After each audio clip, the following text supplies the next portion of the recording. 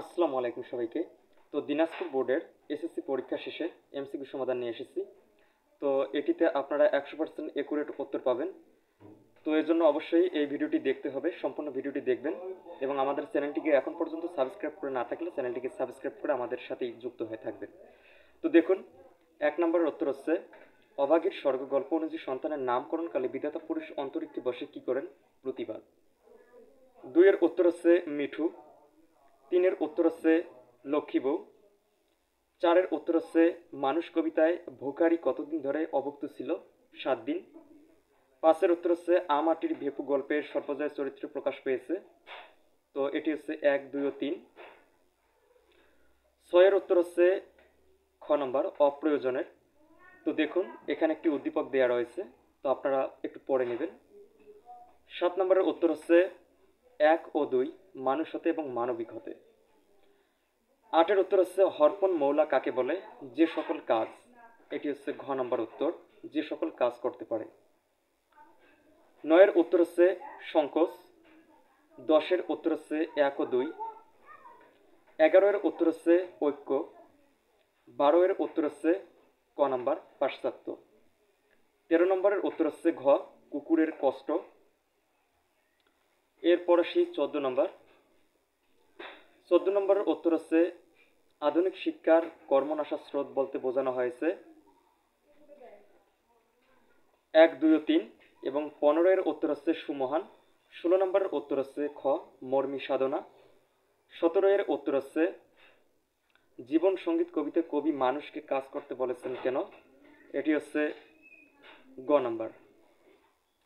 18 এর উত্তর ঝর্ণার গান কবিতায় ডালচিনির রং ধরার কারণ কি? এটি হচ্ছে ঘ কালসারের শিং শিলানো। 19 এর উত্তর হচ্ছে খ বৈজ্ঞানিক। 20 এর উত্তর হচ্ছে ঘ বেয়ারাপনা এবং 21 এর উত্তর হচ্ছে 10 বছরের সিলমনের ঘুরে বেড়ানো আর দুষ্টুমি করাই নিত্যদিনের কাজ। একদিন মা বকুনি দিলে সে বলে, মা আমায় বকিস না, আমাকে মারবি না, আমি কোনো দোষ করিনি। তো এই হচ্ছে উদ্দীপক। এখানে উক্ত প্রকাশ ভঙ্গির ভিত্তি হচ্ছে মায়ের অসহায়ত্ব, মায়ের শাসন বকুনি, শৈশবের দুরন্তপনা। তো এটি হচ্ছে 2 ও 3। এটি হচ্ছে গ 2 ও 3।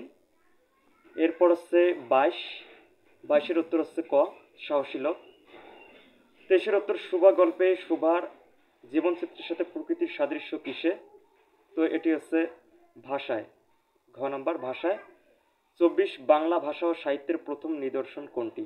চর্যাপদ, গ নম্বর। 25 এর উত্তর হচ্ছে ও বোঝে যায় প্রাণহীন দৃষ্টি কথাটি দিয়ে কাকতারু উপন্যাস যা বোঝানো হয়েছে। এটি হচ্ছে দৃষ্টিহীনতা, মনুষ্যত্বহীনতা। 2 ও 3, গ নম্বর 2 ও 3। 26-এ একটি উদ্দীপক দেওয়া রয়েছে, লামিশা একটি টিয়া পাখি খাঁচায় রেখে পোষ মানাতে চেয়েছিল। আদুরে যত্ন ভালোবাসা দিলেও পাখিটি পোষ মানে না, অবশেষে পাখিটির সঙ্গী উড়ে এলে তার সাথেই লামিশা টিয়া পাখিটিকে ছেড়ে দেয়। উদ্দীপকে বর্ণিত সাদৃশ্যপূর্ণ দিক বহিপীর নাটকের কোন চরিত্রে বিরাজমান?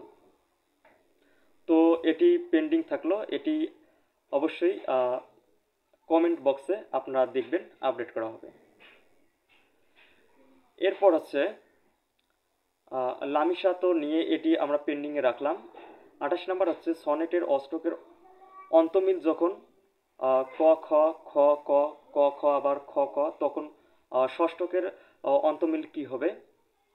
তো এটি আমরা পেন্ডিং রাখলাম। 29 নাম্বার আমি কোনো আগন্তুক নই কবিতায় কার ছায়া জ্যোৎস্নার চাদরে ঢাকা ছিল?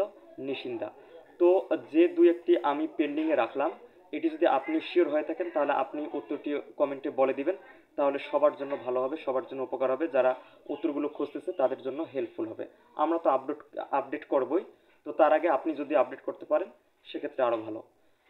কান কেটে দিয়েছে তাদের সাহসী জননী বাংলা কবিতা অনুযায়ী এখানে কি প্রকাশ পেয়েছে? কান কেটে দিয়েছি তোদের সাহসী জননী বাংলা কবিতা অনুযায়ী এখানে কি প্রকাশ পেয়েছে? তো এখানে প্রতিবাদ প্রকাশ পেয়েছে। তো এই ছিল দিনাজপুর বোর্ডের এমসিকিউ উত্তরমালা।